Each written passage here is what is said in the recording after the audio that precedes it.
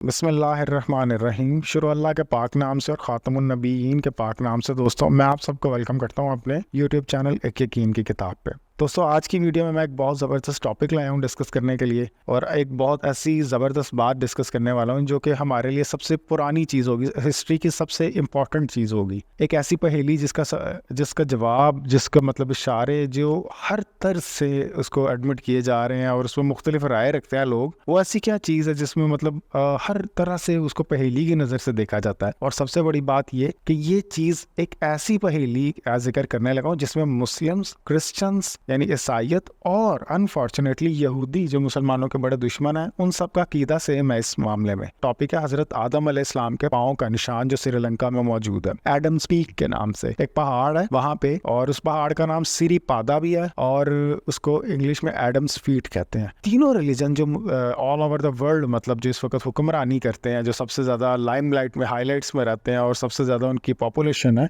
वो तीनों रिलीजन का इत्तेफाक है। फोर्थ रिलीजन और फिफ्थ रिलीजन वो हैं जो कि मतलब इस तरह से उन्होंने वर्ल्ड को ऑक्यूपाई नहीं किया हुआ, लेकिन उनका यहाँ पर डिफरेंट व्यू है। सबसे पहले हम बात करते हैं मुस्लिम्स, क्रिश्चियंस और ज्यूइश की। उस पर अकीदा ये रखते हैं कि हज़रत आदम अलैहिस्सलाम को जब जन्नत से इस दुनिया में उतारा गया था, ये उनके पाँव का निशान सबसे पहले वहाँ पर था, जिसको एडम्स फीट बोला जाता है। और यही नाम वायरल हुआ स्टार्ट से भी, मतलब लोगों के ज़हनों में बैठा और अभी तक यही चलता आ रहा है। और जब मैं दूसरे मज़हब की इस वीडियो में बात करूंगा तो दैट मीन्स बुद्धिस्ट और हिंदुइज्म की बात करूंगा। हिंदुइज्म इसको कैसे देखते हैं और इसको बुद्धिस्ट कैसे देखते हैं। मैं एक बात यहाँ पे बताता चलूँ, चूँकि मेरा ताल्लुक, मेरी जो फील्ड है, मेरे कुछ दोस्त भाई, मैं दुबई में मतलब जॉब करता हूँ, तो बहुत सारे मेरे दोस्त इंडियंस भी हैं और कुछ श्रीलंकन्स भी हैं। तो कोशिश करता हूँ कि उनको भी वीडियो वगैरह शेयर करूँ और वो भी देखने की कोशिश करते हैं। हमारे रिलीजन में कतई तौर पर किसी की डिसरिस्पेक्ट की इजाज़त नहीं है, किसी के भी अकीदे के खिलाफ बोलने की इजाज़त बिल्कुल भी नहीं है। अगर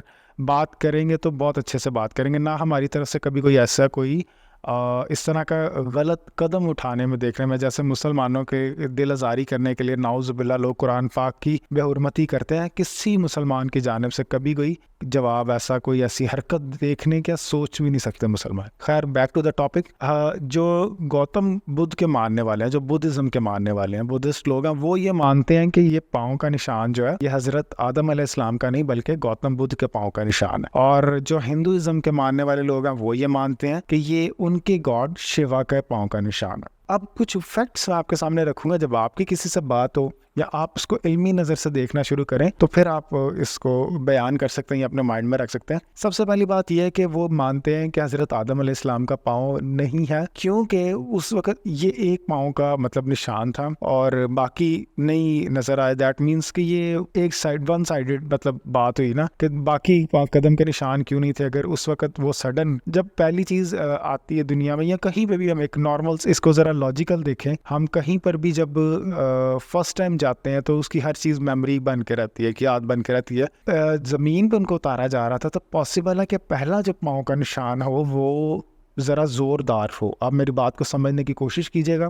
पॉसिबल है। और जो बाकी कदमों के निशान हो वो इतने ज़ोरदार ना लगे हों। तो और ये मतलब तब से अल्लाह ताला ने इसको एक अपनी निशानी के तौर पे कायम और दायम रखा हो। और इसके इर्द गिर्द चूँकि काफ़ी इसको चार दीवारी और एक मज़ार सा बना दिया गया है, उस वक़्त मतलब चार दीवारी ना की गई हो तो उस वक़्त शायद वो निशान कुछ अरसे के लिए बरकरार रहे हों, लेकिन ये वाला निशान मुकम्मल तौर पर बरकरार है, पाँव का निशान। अगर ये गौतम बुद्ध के पाँव का निशान है तो उसकी प्रेजेंस में, उनकी प्रेजेंस में, मतलब उनकी जो पैदाइश है वो 563 कबल मसीह है, मतलब 563 ईयर्स बिफोर क्राइस्ट उनकी डेट ऑफ बर्थ है। तो उस वक्त जब उनको लोगों ने गॉड तस्लीम किया, उसको उसकी इबादत शुरू की, तो उस वक्त बाकी कदमों के निशान को लोग कवर कर सकते थे, लेकिन एक कदम जो उनके एक पाँव का निशान ही क्यों सेव रहा है। और दूसरी बात ये कि उस वक्त लोगों की हाइट इतनी ही होती थी जितनी आजकल है, या इससे थोड़ी सी ज्यादा। वो एक पाँव का जो निशान है वो काफी बड़ा निशान था। तो ये एडमिट किया जा सकता है कि हाँ,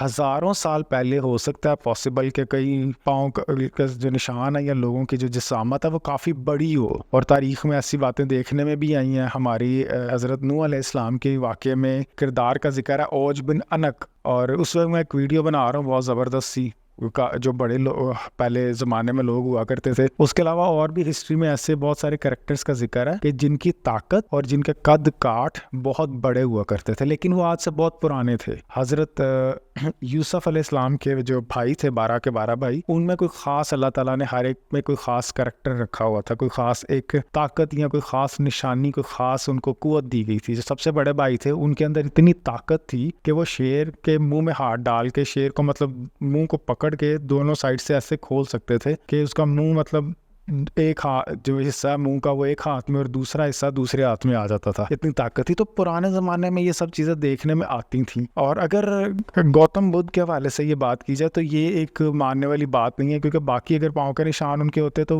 उस वक्त तक बाकी जो लोग उनके फॉलोअर्स थे वो उसको सेव रखते। अब ये भी एक दूसरा फैक्ट ये हो गया कि मतलब सेव वगैरह रखते। और तीसरा यही कि लोग मतलब इस वक्त इतनी हाइट के नहीं थे। अब मैं अगले फैक्ट की तरफ जाता हूँ। तो सबसे जो पहली जो बुनियादी बात है कि ये जो सफ़र है ना, जितना का जितना हज़रत आदम अलैहिस्सलाम के पाँव की तरफ जाने का, इसको जब डिस्कवर किया गया तो जो इसका मतलब ख्याल रखा गया था, ये अभी भी इस वक्त जदीद दौर में भी आप जाएं तो वह ख़ास रूहानी सफ़र मालूम होता है। एक बहुत बड़ा सफ़र मालूम होता है, बहुत बड़ी जगह मतलब आपको एक अंदर से एहसास पैदा हो रहा होता है। जब भी हम मुस्लिम कहीं ऐसी होली प्लेस में अपनी पाक जगह पर जाते हैं तो एक ख़ास एहसास पैदा हो रहा होता है कि हमारे दिल में इस जगह पर जाते वक्त मतलब इसको पहले जो सबसे पहले डिस्कवर किया था वो भी एक मुस्लिम ने ही डिस्कवर किया था, यानी वो हज़रत इब्राहिम अलैहिस्सलाम के फॉलोअर थे। इनका भी तारीख में जिक्र मिलता है। इसके अगर हम हिंदुज़म की साइड से ये बात को देखें तो हिंदुज़म में ये माना जाता है कि ये जो पाँव का निशान है ये उनके गॉड का है। अब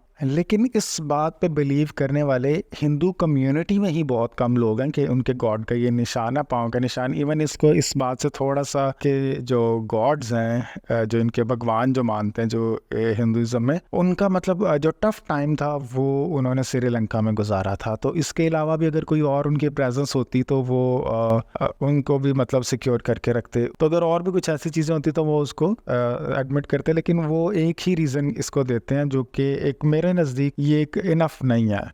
एक रिलीजियस पॉइंट ऑफ व्यू से बहुत स्ट्रॉन्ग दलीलें देनी पड़ती हैं। वक्त का पूरा मतलब एक जायचा, एक वक्त का पूरा जिक्र करना पड़ता है। जैसे भी थोड़ी सी मैंने मेरी नाकस रिसर्च ने थोड़ी सी तमहीद बांधी है वक्त की और कुछ हिस्ट्री की बात की है। तो उनका एक ये बिलीव है कि मतलब ये इस पहाड़ का नाम जो है वो सिरिपादा पहाड़ है, जो कि हमारे हिंदुइज्म में काफ़ी ज़्यादा कॉमन नाम है। लेकिन ये एक मेरा नहीं ख्याल के कंप्लीट दलील बनती है। एक सबसे बड़ी जो दलील आप दे सकते हैं ना वो बुद्धिस्ट लोगों को मानने वाली, वो ये एक दलील यही है कि जो गौतम बुद्ध ने अपने ज़िंदगी का सबसे ज़्यादा अरसा जो गुजारा है वो इंडिया और नेपाल में गुजारा है। तो श्रीलंका में जो उनका टाइम है वो इतना ज़्यादा नहीं था और जो उनकी प्रेजेंस है वो इतनी इम्पैक्टिव नहीं थी। मतलब जो उनके लाइफ से जो हमें वाक़यात वगैरह मिलते हैं वो इंडिया के ही कुछ सिटी से मिलते हैं। गोरखपुर एक शहर है इंडिया का, वहाँ पर भी कुछ ऐसी मतलब उनकी लाइफ की स्पेंडिंग्स और बहुत सारे सबूत जो कि चलते आ रहे हैं लॉन्ग टर्म। लेकिन श्रीलंका में ख़ास तौर पर इस पहाड़ के अलावा कोई